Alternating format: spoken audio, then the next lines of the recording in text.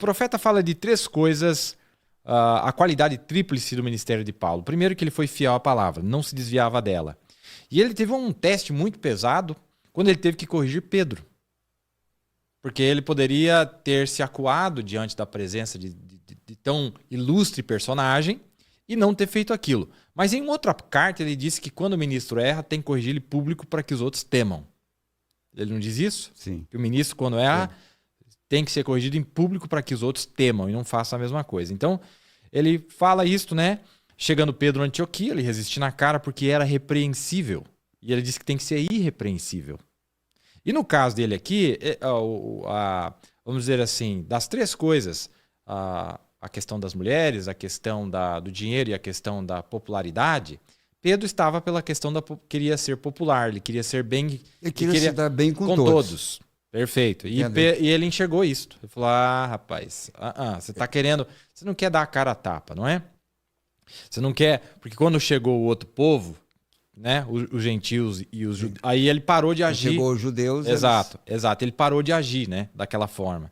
Então ele disse, mas quando vi que não andavam bem e diretamente conforme a verdade do evangelho, disse a Pedro na presença de todos, se tu, sendo judeu, vives como os gentios e não como judeu, por que obrigas os gentios a viverem como judeus? Né? Então, aqui diz também que Paulo Paulo era desorganizado. Foi a palavra que o profeta usou, pastor. Paulo era desorganizado. Em outras palavras, ele não era de uma organização. Sim. Ele não era de uma organização. Ele era desorganizado. Não fazia parte de uma organização. Mas era guiado pelo Espírito, como quando Deus impeliu Moisés para tirar Israel do Egito. O Concílio de Jerusalém jamais enviou Paulo, nem teve qualquer poder ou jurisdição sobre ele. Somente Deus operou o envio e a direção. Paulo não era dos homens, mas de Deus. Gálatas 1:1 diz, Paulo, apóstolo, não da parte dos homens, nem por homem algum, mas por Jesus Cristo e por Deus Pai que o ressuscitou dos mortos.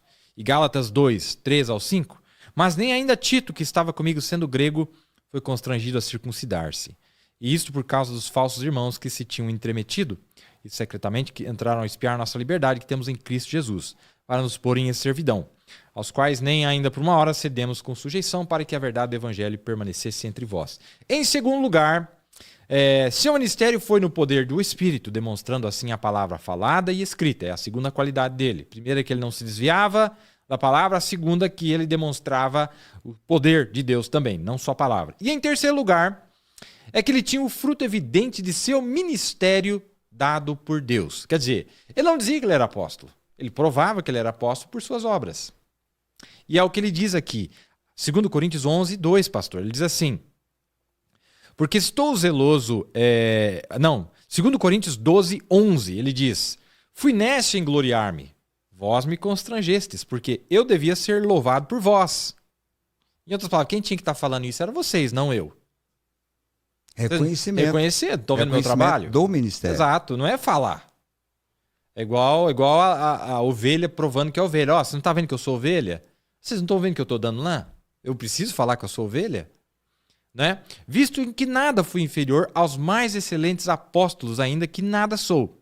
E também em 1 Coríntios 9:2, se não sou apóstolo para os outros, ao menos o sou para vós, porque vós sois o selo do meu apostolado no Senhor. E em 2 Coríntios 11:2, ele diz de novo, porque estou zeloso de vós com o zelo de Deus, porque vos tenho preparado para os apresentar como uma virgem pura ao marido, a saber, a Cristo. Paulo tinha sido o meio de introduzir milhões de ovelhas gentias. Ele as alimentou, cuidou delas, até que produzissem fruto justo e estivessem preparadas para encontrar o Senhor como uma parte da noiva gentia. Ele primeiro, antes de abandonar, ele falou, quero ver o fruto. Porque tem pessoa que vai longe, pastor, e você fica analisando, não dá fruto. Não é? Então nós vamos ver aqui que ele tinha isto. Uma coisa muito interessante, né, pastor? Pode fazer seu comentário? Tem tanta matéria maravilhosa aqui, pode fazer seu comentário, pastor. Lembrando também disso, que nós estamos falando de apóstolo, estabelecimento. O que é o apóstolo? Qual é o trabalho de apóstolo? Vamos repassar então, pastor? Vamos. Isso não é um cargo que você alcançou pelo tempo de serviço. Porque Paulo, logo que ele entrou no ministério, ele já se estabeleceu como apóstolo. Ele não parou. Veja as viagens missionárias de Paulo. Perfeito. A característica Perfeito. do ministério de Paulo estava em suas viagens missionárias. Perfeito. O embate que ele tinha para estabelecer as igrejas. Então, uma das características do apostolado é quando ele cruza a fronteira, diz o profeta, e ele estabelece esses ministérios. Esses ministérios estabelecidos pelo apóstolo torna-se o homem local como o bispo, como nós já ouvimos aqui, mensagem pontos ao lado de Jesus. Perfeito. Essa igreja, ela cresce, mas será que ele deveria perder o respeito por aquele homem que o instituiu? Perfeito. Não é necessário que esse homem que se desviou doutrinariamente, você deveria permanecer ao lado dele. Mas e o respeito? Pelo que ele Perde fez. o respeito Exato. pelo que ele fez? Exato. Você perderia o respeito pelo As seu obras pai? provam. As obras vão provar o que ele é, o que ele não é, pastor? Não é o obras. título. Porque alguns se intitulam apóstolos e não são. Outros nunca usaram esse título, mas o são. É. Porque a obra vai testificar quem aquela pessoa é. Mas ficou bem claro então, não é? Que o apóstolo é aquele primeiro homem que estabelece a obra e ele começa... Tem um lugar aqui, pastor, que eu acho que convém eu colocar aqui, na mensagem... Deus não chama o homem a juízo sem antes o advertir. Parágrafo 107. Eu creio que o senhor deve ter essa nota aí. Ele diz assim: Agora, nós descobrimos que o apóstolo é um homem especial.